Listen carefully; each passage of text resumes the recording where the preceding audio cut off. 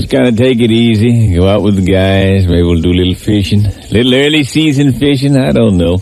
Oh, hell no. I ain't gonna bring my daddy. Ain't no way I'm gonna bring my daddy.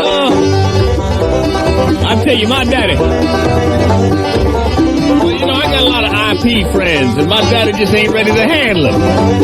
See, my daddy's from the old school, and he has done embarrassed me so many, countless times. See, when we was growing up back in Louisiana, Daddy used to, it was terrible. I don't even know if I should tell you the horrible things he used to do. I remember one time we'd had this pond in back of our house, and I come out from school, and there's Daddy with his double-barrel shotgun, this poor indigenous popular Daddy saying, now get in the water, get, and tie this line around you now. And he made this poor fella get in the water and tie this ski rope around his waist. And then Daddy got in there, you know, about 30, 40 feet behind him, put on a pair of Dick Pope skis.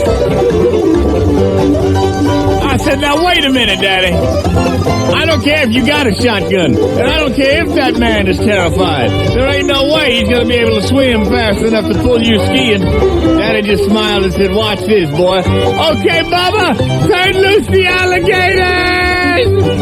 I couldn't believe it.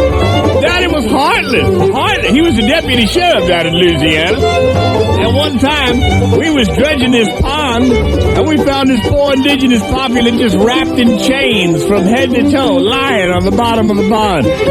Daddy just looked at him and said, ain't it just like an IP? Steal more chain than he can swim with. I said, Daddy, you are horrible. He said, shut up, boy. Shut up, you sissy. I said, Daddy, just because I love everybody, don't make me a sissy. He said, see that? Cry for me, baby. Cry. Shut up. Get out of my face. And then when I got my boat, I was so proud of it. He brought me a boat warming present. He said, boy, I got you a Louisiana radar detector. I said, Daddy, what is a Louisiana radar detector? He said, well, come on out. I'll show you. Sure enough, I walked out to my 57 feet of sleek fiberglass, and there trembling right there on the bowsprit was an indigenous populace all tied up right there. I said, Daddy, what kind of radar detector is that?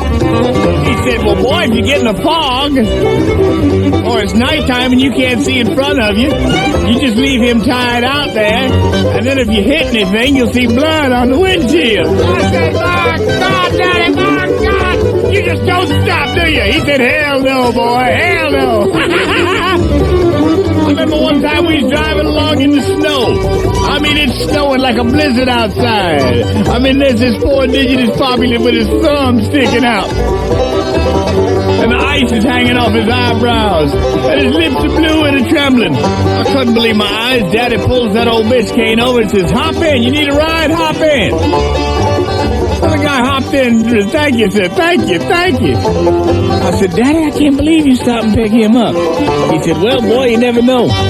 We get stuck on the ice, we may have to throw him under the tires for traction. I said, my God. With that attitude, Daddy, you know it's going to serve you right. When we die and get to heaven, if we find out God is an indigenous populace, you know? Because it says in the Bible he was created in our own image. If we were created in his image, well, that means indigenous populace were created. He could be, God could be an indigenous populace, and I hope he is, Daddy, because when we die, I want to see you face to face. I want to see you face to face with your... He said, oh, boy, come on now.